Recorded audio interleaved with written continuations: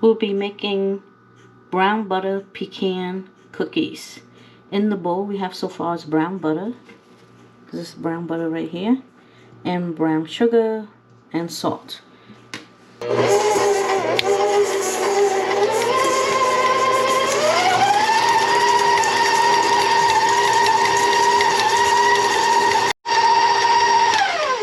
Don't forget to scrape the side and the bottom. We want to beat this nice and creamy, and then we're going to add the egg.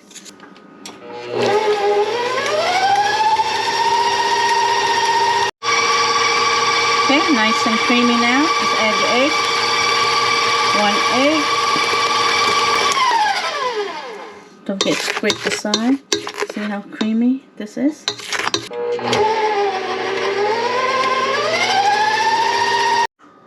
These are the 3 flavoring I will be putting into the butter pecan cookie. You can use, if you don't have butter pecan flavoring, you can skip that, but it will enhance the cookie.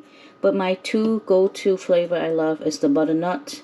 You can get these on Amazon, and also a real vanilla. We add our flavoring. Now, just mix it up a little bit. Then we're going to add in the rest of the flour.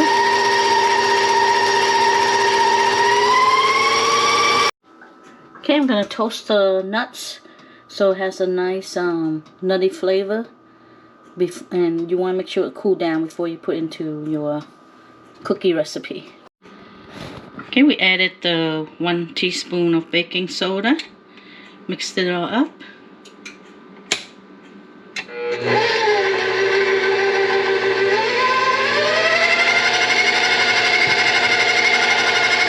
It's 1 3/4 cup of flour. So measure it out, and 3/4 cup. To add in some cornstarch. It's all to make the cookie looks better. So I'm going to take out a tablespoon of flour, add in a tablespoon of cornstarch.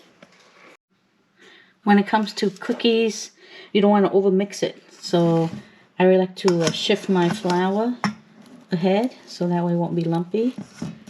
You can just measure right into the shifter.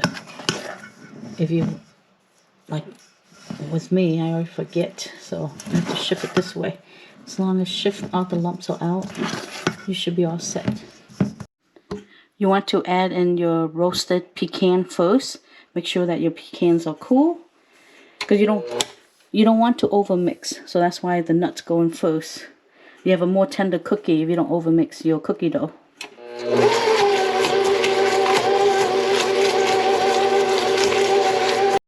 Add the flour in all at once, and now just mix it until it's combined. Okay, that's done. Now you can do it by hand. Now you want to combine it by hand, so that way you won't overmix the dough.